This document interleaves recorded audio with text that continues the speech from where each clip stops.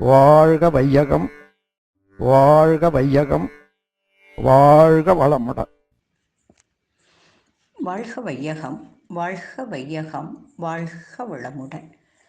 குருவருள் நிறைக, குருவே துணை. ஆசான் அருள் தந்தை யோகிராஜ் வேதாத்ரி மகரிஷி அவர்கள் சுக்குமமாக வந்திருந்து இன்றைய உரையை நமக்கு நடத்தி தருவார்களாக. அவர்களது ஆற்றல் நம் அனைவரிலும் நம் இல்லங்கள் முழுவதும் நிரம்பி இருக்கட்டும். குருவருள் நிறைக, குருவே துணை. இன்றைக்கு நாம் எடுத்துக்கொண்ட சிந்தனை மகானுக்குள் மகான் என்ற தலைப்பில். அதாவது மகான்கள் காலத்தின் கட்டாயங்கள், அவர்களது வருகையும் ஒரு சங்கிலி தொடராகவே இருக்கும்.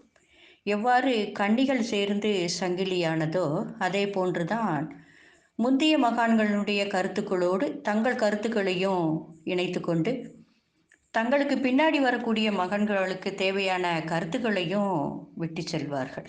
அந்த வகையில் இந்த நூற்றாண்டினுடைய மகான் தான் நமது அருள் தந்தை வேதாத்ரி மகரிஷி அவர்கள்.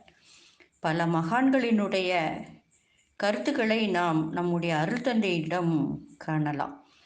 எளிய முறை உடற்பயிற்சி நமக்கு தந்த போது உடம்பார் அழியின் உயிரார் அழிவர் என்ற திருமூலரை நாம் பார்க்கலாம்.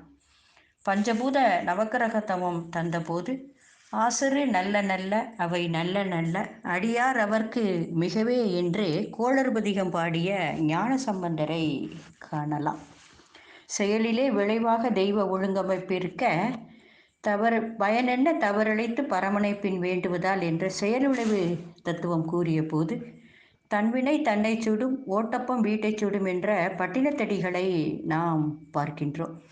தூங்காமல் தூங்கி சுகம் பெறுவது எக்காலம் என்ற பத்திரகிரியாரின் தேடலை அருள் தந்தையருடைய துரியாதீதம் நமக்கு நிறைவு செய்து கொடுக்கின்றது. உடல் மனம் அறிவு தெய்வம் என்று உணர்த்திய பொழுது நீயே ஒரு அருட்கொடை, வீடில் உன்னை பாழடித்து விடாதே என்ற புத்தரை நாம் காணலாம். அவரவர் வாழ்க்கையின் சிற்பி அவரவர் எண்ணங்களே என்று எண்ணமாராய்தலை நமக்கு தந்தபோது நீ எதை நினைக்கின்றாயோ அதுவாகவே மாறுவாய் என்ற விவேகானந்தரை நாம் காணலாம். தனது உடலில் 10 வருடம் வள்ளல் பெருமானுக்கு ஆசான் அவர்கள் இடமளித்த போது இன்னொரு வள்ளலாராகவே நாம் அவர்களை பார்க்கின்றோம். ஆசிரியர் பயிற்சியில் 6 தீய குணங்களை குருதட்சணையாக நம்மிடம் கேட்ட பொழுது நான் பாவங்களுக்கு நாசர் ஆனால் பாவிகளுக்கு நேசர் என்ற இயேசு மகானை பார்க்கின்றோம். அகத்தாய்வு தந்த போது கியாமா நாளில் துல்லியமான தராசுகளையே நாம் வைப்போம், அதில் கடுகளவேனும் நன்மை இருப்பினும் தீமை இருப்பினும் கணக்கில் கொள்வோம் என்ற நபிகள் பெருமானை காணலாம். நாதம் நாதம் நாதம் நாதத்திற்கோர் நலிவுண்டாயின் சேதம் சேதம் சேதம் என்று பாடிய பாரதியை நாம் அருள் தந்தையினுடைய காயகல்ப பயிற்சியில் பார்க்கலாம். இரண்டொழுக்க பண்பாட்டில் ஈதல் இசைப்பட வாழ்தல் அதுவன்றி ஊதியமில்லை உயிருக்கு என்ற வள்ளுவரை காணலாம். அதாவது ஈதலாக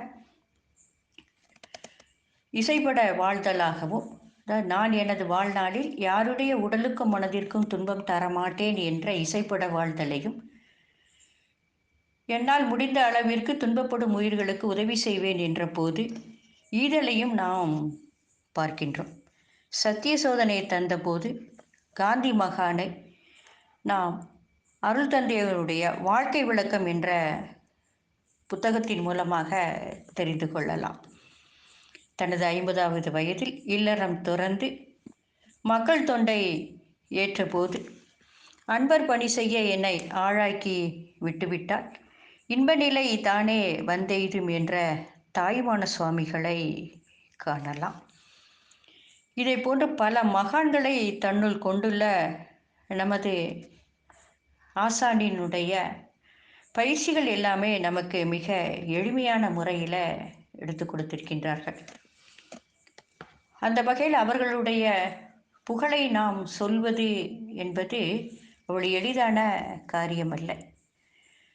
பாரதியார் ஒரு இடத்தில் தன்னுடைய குருவான குள்ளச்சாமியாரினுடைய புகழை சொல்லும் பொழுது ஞாயிற்றை சங்கிலியால் அளக்கலாமோ, ஞானகுரு புகழினை நாம் வகுக்கலாமோ, 1000 நூல் எழுதிடினும் முடிவுறாராம் ஐயனவன் பொறுமையை நான் என் சொல்வேன் அப்படின்னு சொல்லியிருப்பான். அந்த வகையில் தான் அருள் தந்தை வேதாத்ரி மகரிஷி அவர்களுடைய பெருமையை நாம் சுருக்கித்தான் இங்கே சொல்லியிருக்கின்றோம். அருள் தந்தை அவர்களுடைய பயிற்சிகளை முறையாக செய்து வாழ்வில் வளங்கள் அனைத்தும் பெறுவோம் என்ற அளவிலே இந்த உரையை நாம் நிறைவு செய்து கொள்வோம்.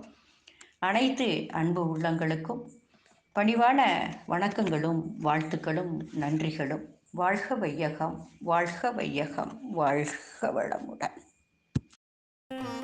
வாழ்க வளமுடன். ஸ்கை வேதாத்ரி அமுதம் சேனலை சப்ஸ்கிரைப் பண்ணாதவங்க சப்ஸ்கிரைப் பண்ணுங்கள், பெல் பட்டனை டச் பண்ணுங்கள். அப்போ தான் நாங்கள் போடுற எல்லா வீடியோஸும் உங்களுக்கு கிடைக்கும். நன்றி. வாழ்க வளமுடன்.